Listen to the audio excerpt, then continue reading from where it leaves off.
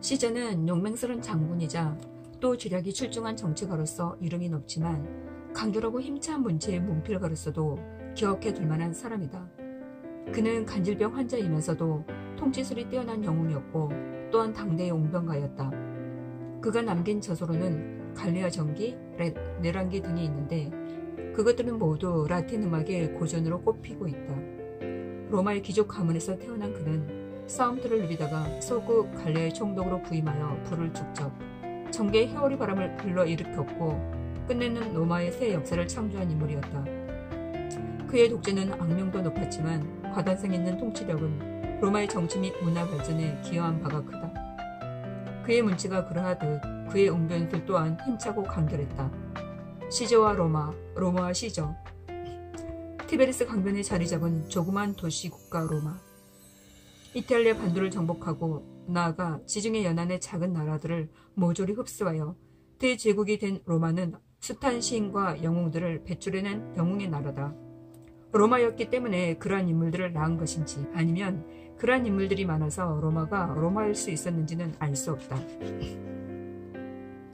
그러한 로마를 휘어잡을 수 있었던 사람이라면 우선 짧고 힘찬 연설로서 사람들을 위협할 능력을 갖추었어야 했을 것이다. 주사위는 던져졌다. 이것은 기원전 50년에 시저의 입에서 터져나온 유명한 일성이었다. 당시 폼페우스 황제가 군림하던 로마의 언론은 갈리아 총독으로서 치부를 한 야심과 시저의 권력을 꺾으려고 조직에서 해임하고 군대를 해산하도록 명령했다. 이 명령에 불만을 품은 시저는 그때까지 촉촉해 놓은 금력과 무력으로 로마를 자기 손 안에 넣으려고 결단을 내린다. 그 결단이 바로 로마의 역사를 뒤엎어 놓고 말았다. 시저는 로마에 군대를 충돌시켜 진군하면서 주사위는 던져졌다라는 그 유명한 한마디를 내뱉었던 것이다. 시저는 루비콘 강을 건너서 로마로 진군. 폼페우스 정권을 쓰러뜨리고 로마의 대통치자로 군림한다. 여기서 또 하나의 명언이 탄생한다. 루비콘 강을 건넌다는 말이 그것이다. 이 말은 과단성 있는 결단을 필요로 할 때 자주 인용되는 말이다. 시저는 로마 측에서 볼 때는 영웅이요 호걸이었지만 유대인 측에서 보면 피도 눈물도 없는 악한 독재자로서 성경에도 그 이름이 기록되어 있다. 가이사의 것은 가이사에게라는 유명한 예수님의 말씀이 그것이다. 예루살렘의 제사장들과 율법학자들은 예수를 제거하기 위해 유대인으로 회금 질문을 하게 만든다.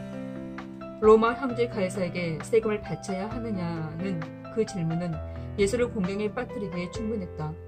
당시 유대인들은 로마의 지배를 받고 있었으므로 예수가 세금을 바칠 필요가 없다고 대답하며 로마에 대한 반역죄가 성립되는 셈이었고, 만약 세금을 내라고 하면 그 또한 독립을 바라는 유대인들의 뜻을 거스르는 셈이어서 유대인과 예수의 사이는 벌어지게 될 거에 뻔했다.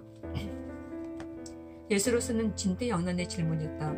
그러나 예수는 동전에 새겨져 있는 시저의 초상을 상기시키면서 그 동전은 가이사의 것이니 가이사에게 돌려주라는 유명한 말씀을 남긴 것이다.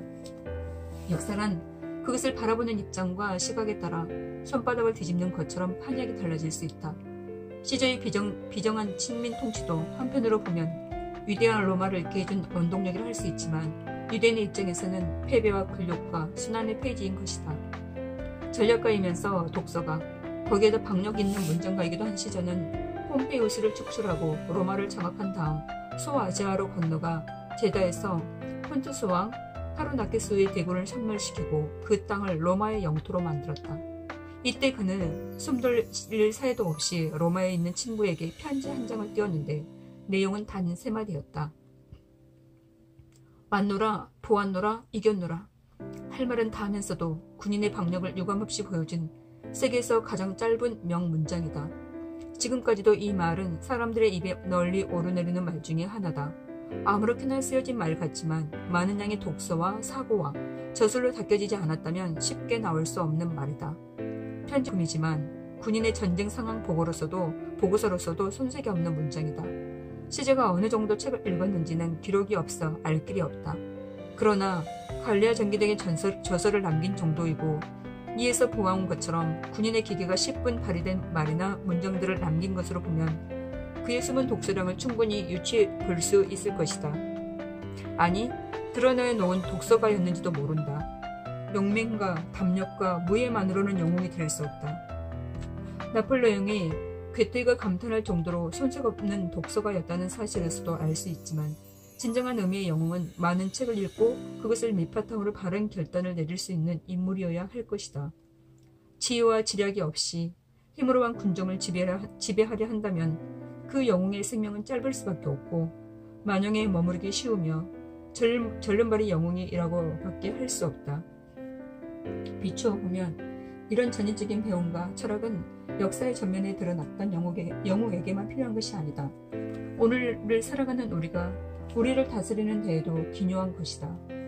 과학 문명의 시대를 사는 우리는 이제 더 이상 자신의 삶을 추스리고 다스리기 위한 목적으로 책을 읽지 않는다.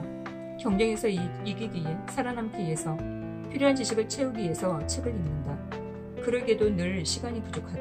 하지만 이처럼 편향된 오늘날의 독서 풍토는 전문가를 키우는 데는 성공할지 몰라도 새로운 역사를 창조하고 이끌어 나아갈 영웅을 탄생시키는 데에는 과연 유용할지 의문이다.